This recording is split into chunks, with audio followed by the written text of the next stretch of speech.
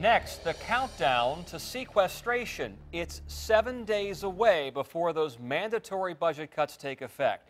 And Ted on Your Side's been at the forefront reporting how these cuts could hurt our local economy. So many of us make a living from the government or military in some way, directly or indirectly. New tonight at 11, a local economist puts this in perspective. We have done some estimations. So, for example, if Department of Defense spending in Hampton Roads is cut down by about 7%. We lose roughly about 27,000 jobs over the next 3 years. If you have a 10% cut, you lose as many as 42,000 jobs. So it is as bad as the recession was. During the recession of 2007 and 9, we lost roughly 40,000 jobs. Well, many other things could change that many of you take for granted. Yeah, for example, the price of your next hamburger or even your grocery bill. Ted on Your Side's Jason Marks is here now to explain that part of the story. Jason. Alvita, there's a trickle-down effect that comes with sequestration. It could start with cuts to the USDA and end up with you shelling out more money for your next meal.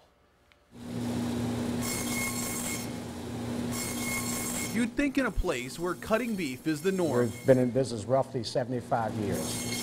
The idea of the federal government chopping the fat would be accepted. Have you ever seen my song and dance? But don't let that Leonard Brooks smile fool you. There's concern. It's pretty good. I could do a two-step. His father built Southern Packing from the ground up.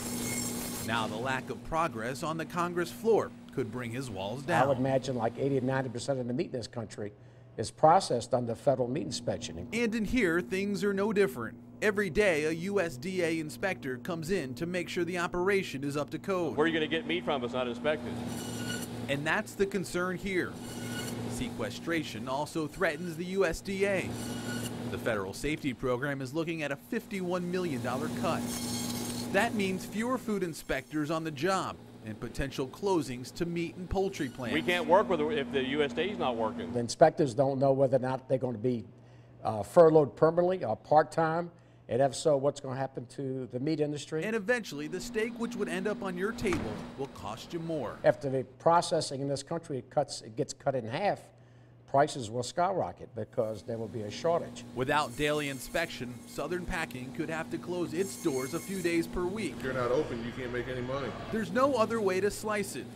Folks here know something needs to be done to make sure Southern is open for another 75 years. Bluntly, I think our government needs to get off their butt and get to work. Quit acting like little kids. The USDA sent letters to Congress saying furloughed inspectors could cause up to 15 days of a nationwide meat and poultry production shutdown. The FDA says it would do 2,100 fewer safety inspections, which could lead to more foodborne illnesses. Jason Marks, 10 on Your Side.